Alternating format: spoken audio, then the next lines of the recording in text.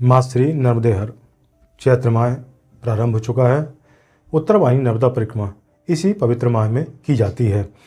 इस वर्ष की उत्तरवाहिनी नर्मदा परिक्रमा की सामूहिक यात्रा 27 एवं 28 मार्च को होनी है। सभी नर्मदा भक्त इस यात्रा में शामिल हों, उनके लिए क्या क्या तैयारी करना है, इसको लेकर बहुत से लोगों के कमेंट्स और फ़ोन आते हैं। हम यह बताना चाह रहे हैं कि 27 तारीख की सुबह 6 बजे किले घाट स्थित व्यास नारायण मंदिर से परिक्रमा प्रारंभ होगी, जहां संकल्प पूजा होगी। उसके बाद तट परिवर्तन होकर महाराजपुर संगम पहुंचेंगे, जहां से घाघा तक परिक्रमा जाएगी।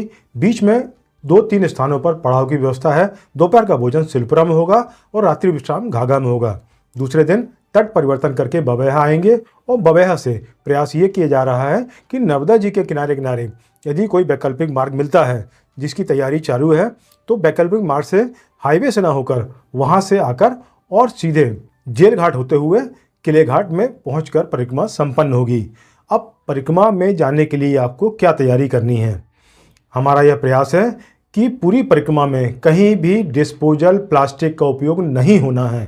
आप अपने साथ एक थाली, एक गिलास लेकर आएँ, 2 चादर लेके आएँ, एक बिछाने का और एक ओढ़ने के लिए। आप यदि कोई दवाइयों का सेवन करते हैं तो उन दवाइयों को लेकर आएँ। शाम को संध्या बंदन होगा, सुबह नर्मदा जी की पूजा होगी। इसके लिए जो पूजन सामग्री है, दिया के बत्ती है और भी जो मिष्ठान वगैरह हैं जो आप चढ़ाते हैं, पूजा करते हैं, तो वो साथ में लेकर आएँ।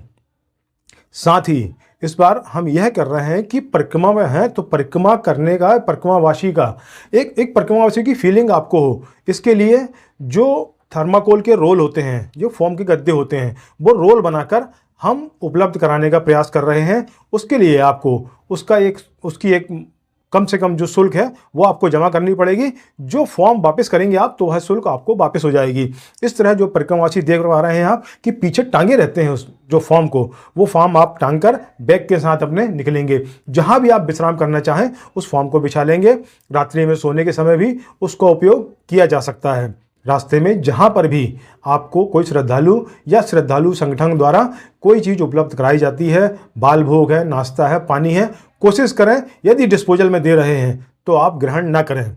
हमारी ऐसी संस्थाओं से भी, ऐसे श्रद्धालु से भी हाथ जोड़कर विनती है कि किसी भी स्थिति में डिस्पोजल और प्लास्टिक का उपयोग इस पूरे परिक्रमा मार्ग में नहीं करना है। इसके साथ ही एक डिजिटल फॉर्म भी हम ग्रुप में डालने का प्रयास कर रहे हैं, जो लगभग तैयार हो गया है। इसके माध्यम से आप रजिस्ट्रेशन कर सकते हैं।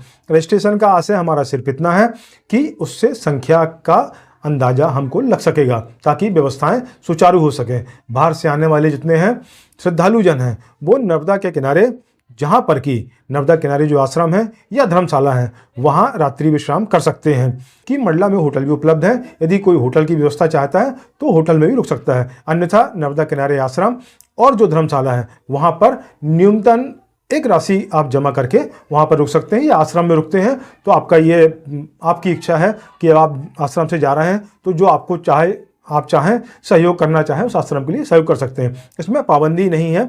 यह यात्रा पूर्णतः निःशुल्क है। किसी भी तरह की इस यात्रा के लिए कोई शुल्क नहीं है।